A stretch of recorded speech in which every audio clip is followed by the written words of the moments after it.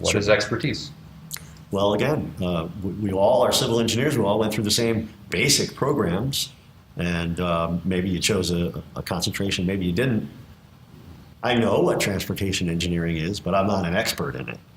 I even know how it's done, but I couldn't just take a job and do it without being retaught all of the details. That's the expertise. So that's the thing I always find. It's a phrase that everybody knows when they see it. It's kind of like that joke about another. The word expertise? You're like, you know expertise when you see it, but if you had to distill what it is, I'm still trying to find it myself, and I talk about it all the time. Like, how would you describe expertise in the abstract? Like, what would an expert have that another human doesn't? Well, you heard the phrase jack of all trades, master of none, right? Well, that type of person has no expertise, presumably. You want to pick one that it works for you, you can do it, you understand it, you may even like it, and then that becomes your expertise because you start to forget how to do all the other things, and you become really good at a few things. Maybe one, maybe more than one. That's fair. What do you say you have expertise in? I would say lately I'm a pretty good marriage counselor when it comes to clients and project managers. I as a technical skill. That's a skill set too. I've seen you in action. Project managers, clients. Unfortunately, have to deal. Not unfortunately, the project managers have to deal with every type of personality, because the client thinks he's right, the designer thinks they're right.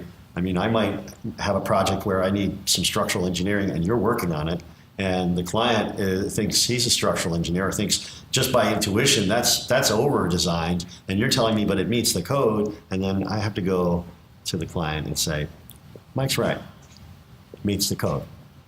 You're not going to ask us to do something that doesn't meet code, are you? and you have to phrase things. You have to be diplomatic to do that. You don't learn that in school, though. Framing that in terms of a story, like here's some abstract technical BS, which is important, it's on a page and whatever. Putting that in a story so another person can make a decision, it's not innate. People can't just... Stormwater, we'll go back to stormwater because that's one of those things that people generally don't think about. Developers, I mean, they know about it because it's the regs and every project they've ever done has to have it. But when you tell a developer they have to have this giant hole in the ground just to trap stormwater temporarily, and that's valuable real estate to them, right? They don't appreciate that, and they don't understand that, and they ask a lot of questions that they don't even understand the answers to when they get them. But at the end of the day, they just trust us that we're not trying to over-design something, we're just trying to meet the regulations.